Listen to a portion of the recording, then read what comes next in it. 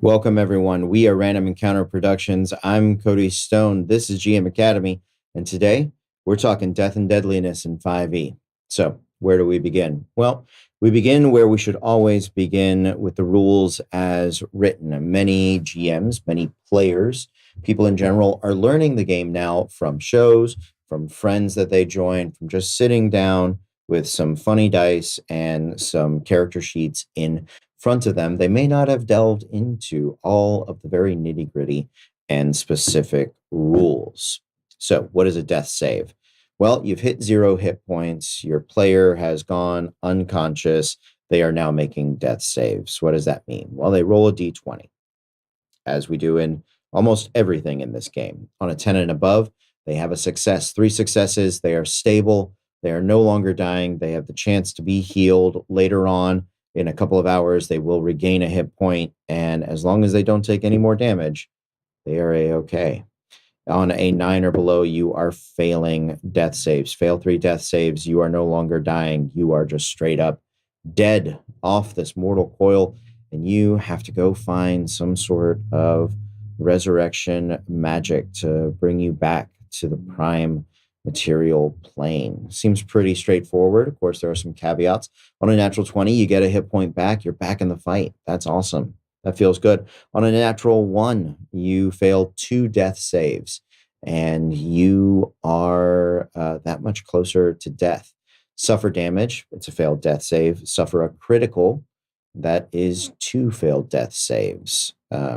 Reminder, when you are unconscious, not all damage is automatically a critical. It is specifically melee attacks within 5 feet. So AoEs and ranged attacks, those are just 1 death save.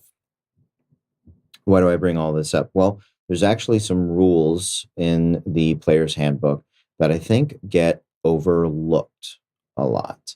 And I'm going to read some of it out for you right now. It is on page 197 of your player's handbook.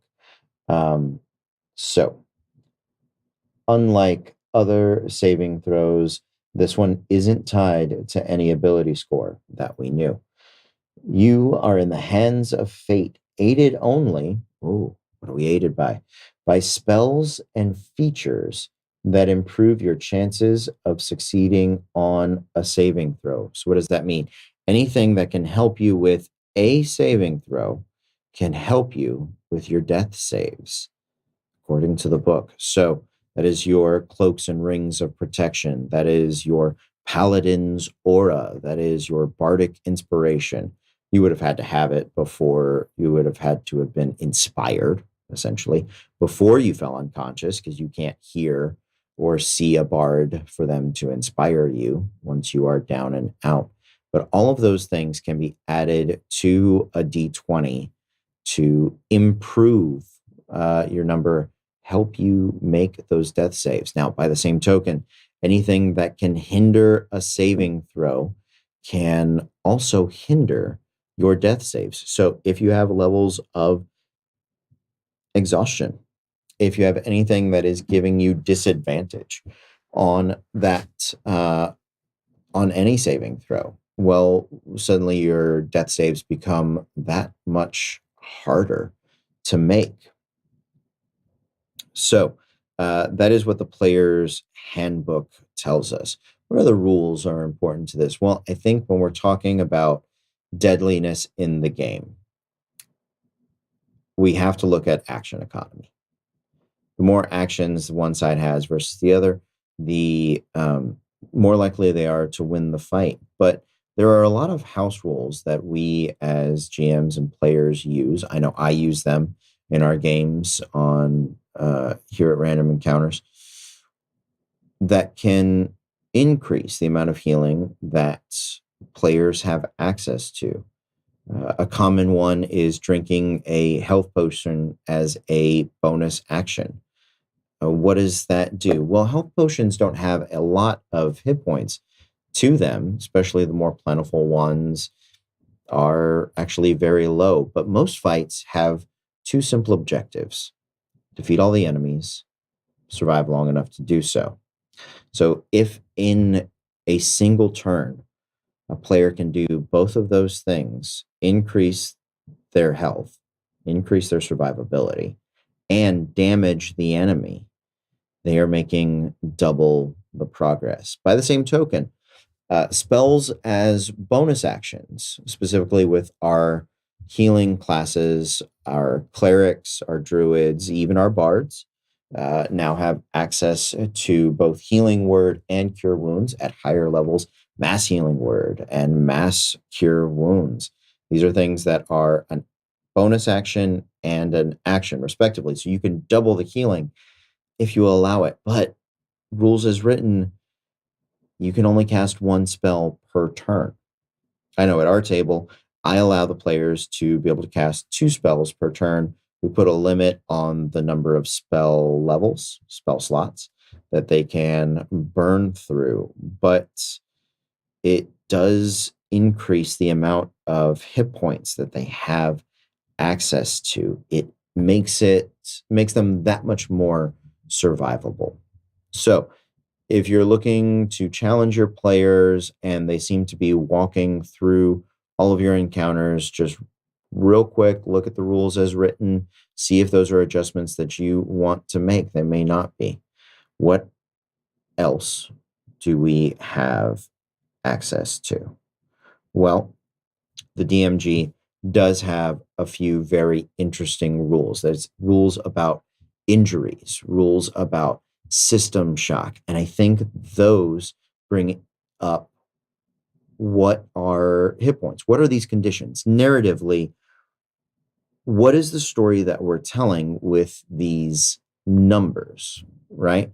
Well, according to the player's handbook, hit points represent a combination of physical and mental durability, the will to live, and luck. And that's a pretty good description. Losing hit points doesn't always mean that something made contact. Sometimes barely dodging, or sometimes just realizing you are in a really bad situation can begin to reduce a player's hit points. And the narrative story that we are telling with those hit points is where the drama comes from, not just the number and the ratio on the character sheet. If that were the case, it would just be purely a war game. And while there are many parts of D&D and role-playing games in general that are pulled from war games, we all know the history of that, we are looking for a more narrative experience. We are looking for something that has drama to it. So what does that really mean? Well, to me, at my table, in my game, fantasy heroes are probably getting hit in the lifespan of their hit points, right? So from maximum to unconscious to 0, probably 2, maybe 3 times. I like describing players that are under half their hit points as bloodied. There was probably the first real hit, the first good strike that connected with them, took them from above half to below half. And now they are showing visible damage, even if it is just the cliche anime cheek cut with a hint of crimson crawling down their face. It shows their mortality. It shows their vulnerability. So I love the description of bloodied, right? Below half, you are bloodied. The next hit you probably take, or a player probably takes, is the one that is going to take them from conscious to unconscious. Now we're making death saves. Now we are closer to dying. No, that's a big hit. But there's another rule here, and I'm glad I remembered to bring it up to you. Massive hit point damage. So there is a rule for instant death. It's in the player's handbook, 197. If you ever take your maximum hit, the hit points you have plus your maximum, you are instantly dead. It's very much something that low-level characters in the 1 and 2 range have to worry about. It's something that Kobold with a good critical hit and a high dice roll can take out the wizard that has 6 hit points. He only has to deal 12 to go from maximum to absolutely dead. But listen to the way it says the hit points you have plus your maximum. So even up to mid-level characters that have gone unconscious, they have received a healing word, they pop back up, they've got 4, 6, maybe 8 hit points left. That Red Dragon's Breath that deals 50 points of damage, if they have 8 hit points and their hit point maximum is 42, they're dead. They are full on, no death saves, dead. So critical hits when characters are low on hit points, even higher level characters, are much more deadly. Make sure that you are using that to its full effect. Just because you're not making death saves doesn't mean you're out of the woods. That whack-a-mole thing of players constantly going down and popping back up, this is the rule that gives that tension, right? This is the rule that makes that less, I don't want to say likely, but makes it more dramatic, right? So you can't simply rely on the distance healing to carry you through a fight. So that is what hit points are. We understand unconsciousness. What does that mean in a narrative sense, being unconscious? I like to think of it as Sam and Frodo on Mount Doom. They've already dropped the ring in there. They're staring up at the sky. They know they're both going to die. They sort of pass out. And then we get those shutter shot kind of visions of the eagles coming to save them. To me, them passing out and waking up, that's them making death saves, trying to hold on long enough for eagles to come and save them, for somebody to get them so that they can be healed. So we know narratively what hit points are like. We know narratively what being unconscious is like. We're starting to see the deadlier options in the rules, but it's not enough. My players like being able to heal. They like being able to heal a lot. That's what makes the clerics feel good.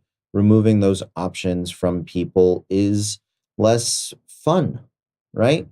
Giving players as many options as possible is usually something they're going to enjoy. It makes them feel empowered, but we still want to challenge them. We still want our fights to be dramatic and meaningful. If they're not, then we should skip them, because there is more interesting things that can happen elsewhere later on. So how do we challenge them? Well, TMG has some great options for us. One of the things, if you are playing a more realistic game, you can extend what a long rest means. It's no longer 8 hours. It takes a week of rest, a week of downtime to really have a long rest. A short rest becomes 8 hours. And so travel suddenly becomes much more harrowing. So those random encounters in the forest where before players could Nova out, not worry about burning any hit dice, put up Leomund's hut, have an 8-hour rest, and then continue on their way, they are no longer trivial, because those 8 hours aren't going to restore all the resources that they spend on those random encounters. What else does the DMG have for us? Well, it's got something I like to use when players take massive amounts of damage. It is described as injuries or lingering injuries. On page 272, the DMG suggests that whenever they take a critical hit, drop to 0 hit points, but aren't killed, or fail a death save by 5 or more, they roll on this chart. The chart's fun. You can lose eyes, you can lose limbs, you get festering wounds and lingering injuries and wicked scars, and gives the players bits of character. Just be sure that whenever you use it, whatever you establish in the beginning as to when the time is to roll on it, you do that consistently. And I'll let you know, roll it immediately. Don't wait for the fight to be over, because losing a hand midway through a fight or having a festering wound where your actions have the chance to fail becomes much more important in the fight than they are after the fight. I think there's a lot of fun to be seen and said about players suddenly being partially blind, or the barbarian no longer being able to wield that great axe because they're one hand down. Maybe they're doing it at disadvantage, trying to cleave through with this huge thing that has long since become their signature weapon.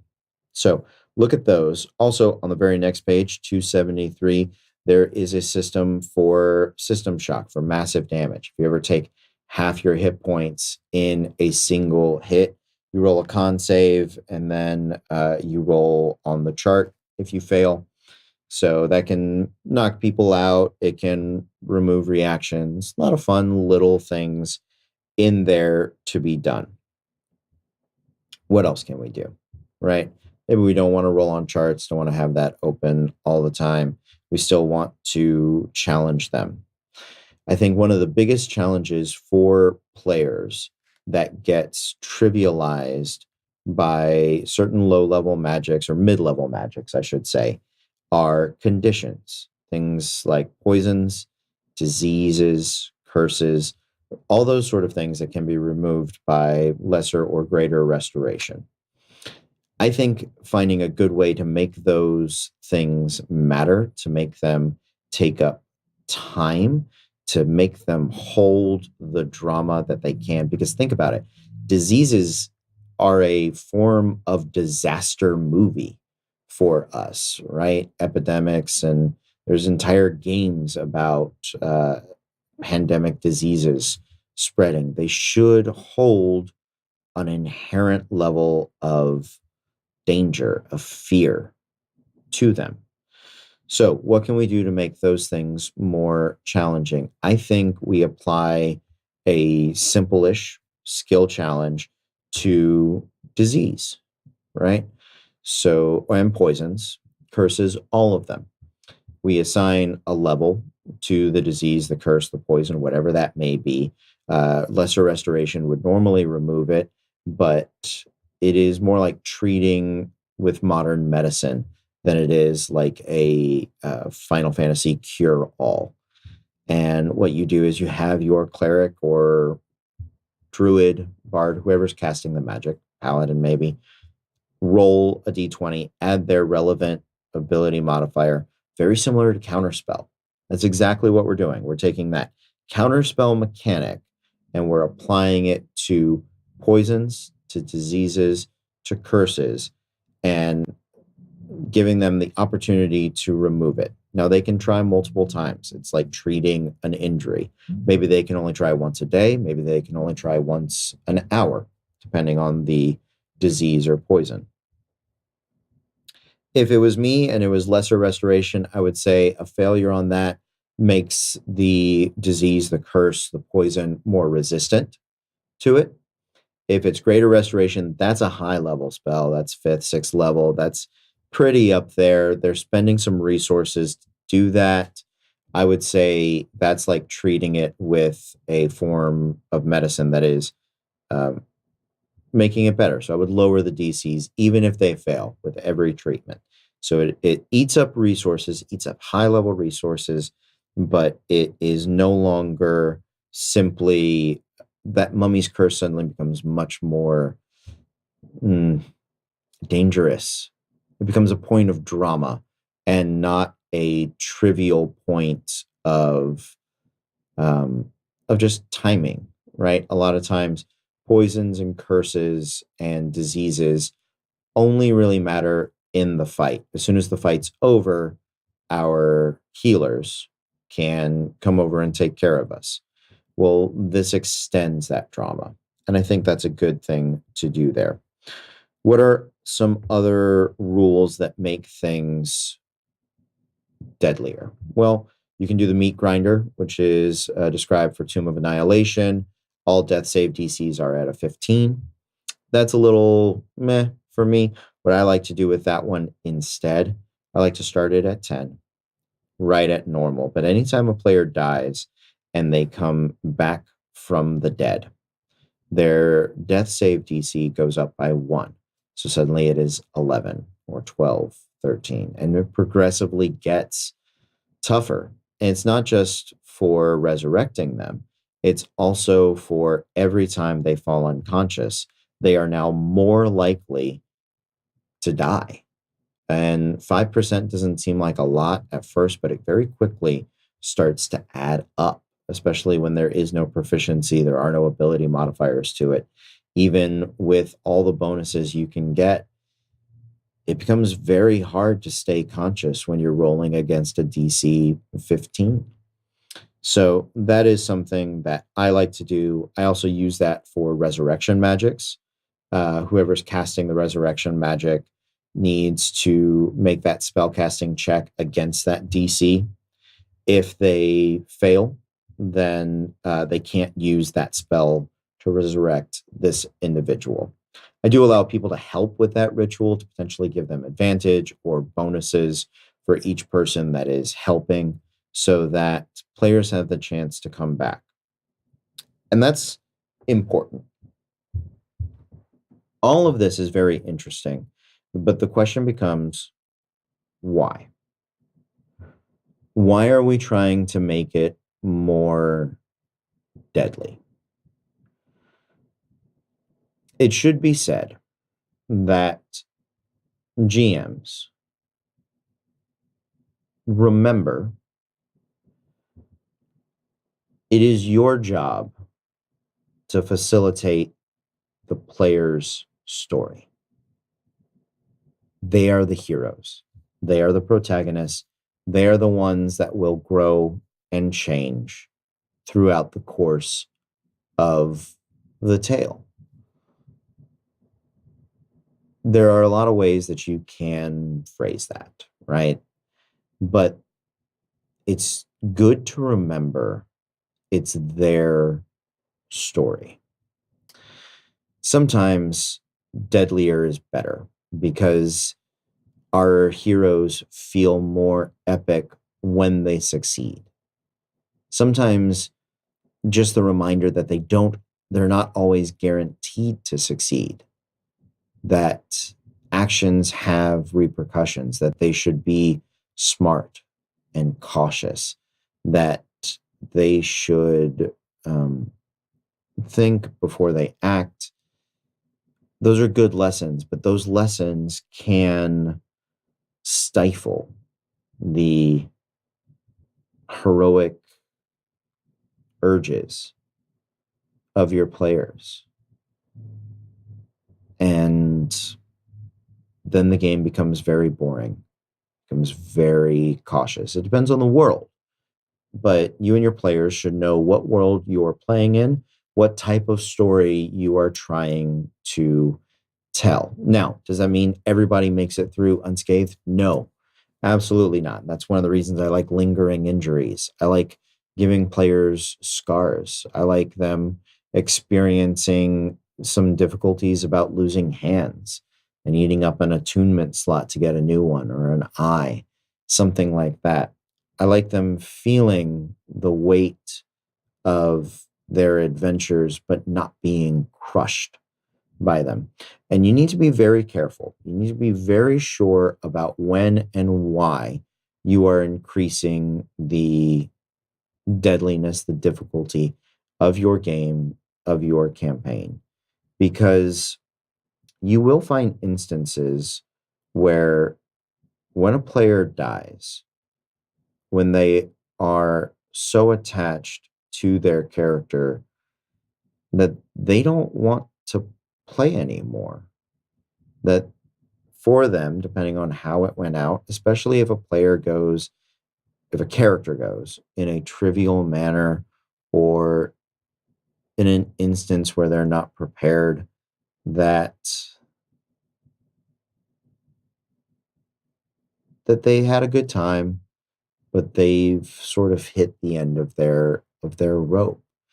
And to me, any sort of lesson or moment or instance or verisimilitude, it's rarely worth ending a campaign over. Usually that's something that can happen. One player stops coming and then suddenly another one doesn't want to be there because it's not as fun, or they don't feel the urge to be there as much. Or maybe the rest of your players see what happens to one character and decide, you know what, maybe it's time to retire. Deadliness is a good tool, but it's only a tool. It's not the goal of the game. The goal of the game is to be around your friends, to have fun, to tell some good stories, to give your players the opportunity to be great, to be heroes, to do something amazing. That requires deadliness. That requires difficulty. Things have to be dangerous.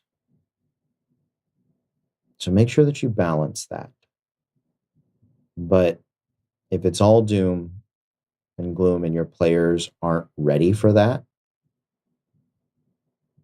well, you probably won't reach the end of your story without, well, just at all, because you won't have people to tell it with. So be careful and be communicative. Make sure that everyone is on board with the rules, right? Make sure if they feel like the game is deadly already, if every encounter they get into, they feel like they are barely winning, and you're looking at your monsters and it's just a pile of corpses, of course you're going to feel like it's easy. You have a bunch of dead things on your hands. I know that feeling, but check in with the players. You'll get a feeling for when they start to think things are too easy, when it starts to bore them, when combats are not interesting. Maybe then it's time to discuss improving the deadliness or looking at other monster abilities. Make sure you take these rules, you use them, but use them in effective ways. Use them in ways that aren't going to hinder your game. And I think that's the best lesson to take away from that. So let's review, shall we? Real quick. Rules as written. Death saves are a saving throw. They can be influenced by anything that can improve a normal saving throw. It's up to you if you want to use that. All of this is ultimately up for GM arbitration. So do remember that. The DMG has some great rules that can help you with this. Lingering injuries, system shock, page 272, 273. Check out those things. If you want to make poisons, curses, and diseases linger a little bit, matter a little more, if you want to improve the drama in those things, you don't need to necessarily nerf restoration, lesser restoration. I would just apply that counterspell mechanic to them. Exact same dice roll. You're not coming up with something that is completely foreign. You can point to the players where you get the idea from. It's the same with Dispel Magic. Actually, Counterspell and Dispel Magic utilize the same mechanic. I think utilizing it for those other conditions makes absolutely perfect sense. But talk to them about that. The other things that you can do is raising the DC of players every time they die. It creates a world in which crossing over between life and death is strenuous beyond the potentially trivial shortcomings in the player's handbook. But most of all, think about why you are trying to amp up the difficulty. If it is just for a difficult player, remember, talk to them. Talk to your players about everything. They're people, they will understand. It's better to create drama within the story than drama with your players. So do know, if you make things harder, if you make them deadlier, if you make them to the point where it feels unfair or where your players are hurting so much that they would rather not play, you've probably gone too far. And you need to look at what you're doing and why you are doing it. But if any of this interested you, if you want to see some of this in action, you can check us out on YouTube, on Twitch. All of the links will be down below. And yeah, it's been great hanging out with you guys. We will see you next time. But until then, be cool.